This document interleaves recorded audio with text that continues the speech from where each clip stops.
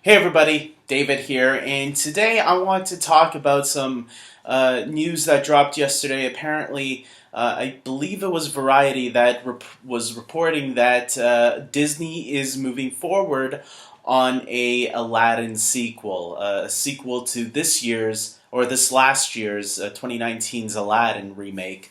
That was a remake of the 1992 animated classic. I'm going to say this. I am really excited about it because I love the original animated film, and I really do feel the live action adaptation was a really faithful remake that some people would say, oh, it's paint by numbers. It doesn't copy 100%. I feel that they've added enough, just like the Beauty and the Beast remake, I feel like they added enough to it to make those remakes stand on their own. And out of all the remakes that they have been making, I feel like Aladdin is the most worthy of a sequel or a franchise because of the adventures you could put Aladdin and his cast of characters on. Now, I made a video after I saw that first Aladdin, the Aladdin remake, and was wondering, could Return of Jafar be the sequel?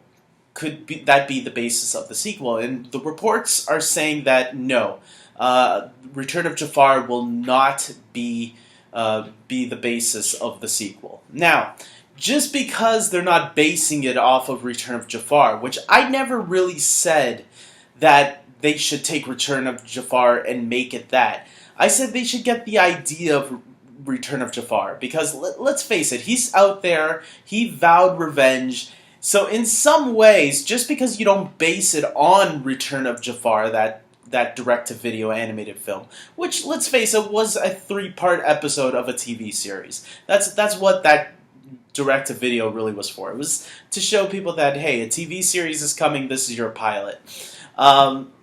This could do the sequel in a much better fashion. So just because you're not basing it off of Return of Jafar doesn't mean Jafar can't return. Jafar can easily still return without basing it off of that story. Because the story also involved Iago, remember? And the version that the live-action remake gave us was a little bit more of a grounded version of Iago. It wasn't a talkative parrot that sounded like Gilbert Gottfried, who was a comedian and could ad-lib a lot of the lines, right? The Iago that the live-action film gave us was a little bit more grounded, a little bit more realistic. It wasn't really a character that Jafar could bounce back and forth with. So, if you look at that story of Return of Jafar, it was really about the redemption of Iago. So obviously that's not the storyline the movies are going to go with. They can do an entirely new story, but still have Jafar come back. So just because they're saying it's not going to be based off Return of Jafar, don't think that that character can't return. That's all I'm trying to say here, because some people are right away going to see, Jafar's not returning. Not necessarily. They could still have him return. So, with that being said, even if they don't bring back Jafar, there are still a lot of villains that, if they want, they can cherry pick from the television show. There are a lot of great episodes from that show that, or at least as a kid, I remember fondly. A lot of people bring up the name Mosenrath. In the TV series, Mosenrath was a Jafar, like a younger version of Jafar, if you will, who went toe to toe with Aladdin on many occasions. And actually, the original pitch for Aladdin and the King of Thieves was going to reveal that he was Aladdin's long-lost brother. Now, I don't think they'll go with that storyline. I really do think they should save Aladdin and the King of Thieves for a third film to wrap up things, if they want to do a complete trilogy. But they don't have to do that either. If they want to go with an all-original story, I say go for it. Let's see what you guys can give us. Give Aladdin a really cool adventure to go on, because I think that would be really cool. That I think a lot of people, like myself, really want to see. Is what kind of adventures can we see with Aladdin? That doesn't have to be inspired by anything that has already been done before. One thing that I do hope that they do keep are the songs. I really hope they bring Alan Menken back, who wrote a lot of those Disney films, the songs for those Disney films during that time, and bring him back to write some new original songs for the sequel. I think you should treat this movie as if you were treating Frozen 2.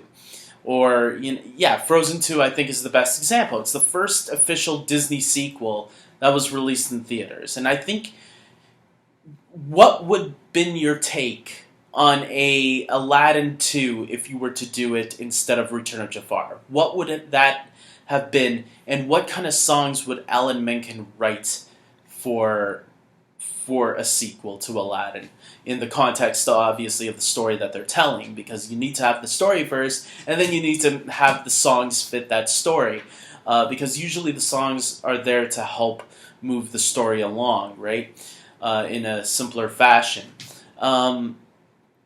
So yeah, there's a lot of things that they have to work out, and right now they did get two screenwriters to come in and write the script, and look, I'm looking forward to this. I can't believe that there's actually a Disney sequel of these live-action remakes that I'm actually looking forward to, because they did, 102 Dalmatians, which was terrible.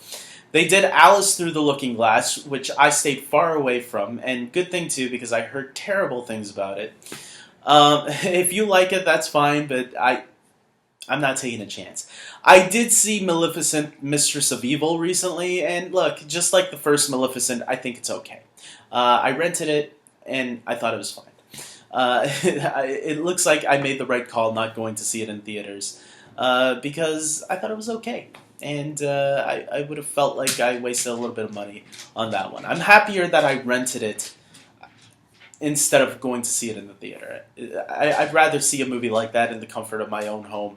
So that way, when it gets a little boring, I can, go on my iPad for a few minutes and see what's going on there. Maybe something more important. With that, look, it wasn't a terrible movie. If I were to rate Maleficent and the Mistress of Evil, I'd probably give it a 6 out of 10. So it was okay. With that being said, I'm really looking forward to this Aladdin sequel, and really hope the writers and whoever they get to direct, I kind of hope they get Guy Ritchie back. There are some reports saying that he might, there are some saying that he maybe won't. I do kind of hope they get Guy Ritchie back. I heard The Gentleman, which is with Matthew McConaughey right now, is actually a pretty good movie. And I like the Sherlock Holmes films that he did. And I'd feel more safer if he came back to direct the sequel and put some input into it. So, I don't know. With that being said, I hope you guys comment below and tell me your thoughts. Are you really excited for this Aladdin sequel, or do you think Disney should just leave it alone? Now, I don't want to hear any more complaints about, they should stop remaking everything. This one was the one that made sense to remake, because now they can branch it off and make a franchise out of Aladdin that they didn't do with the animated version. So, well, I guess they kind of did. But now they can make it into the blockbuster franchise that Disney needs. Disney, they've been doing all these remakes, but none of the films that they touched on could be turned into franchises until now. This is the one that you spin off into sequels. I think there's a couple of other characters you could do with that too, like Hercules and maybe Tarzan. Atlantis, I think, is maybe one that you could play around with.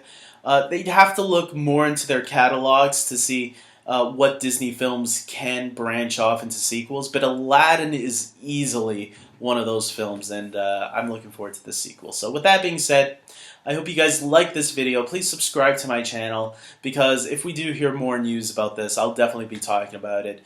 And with that being said, until next time, take care.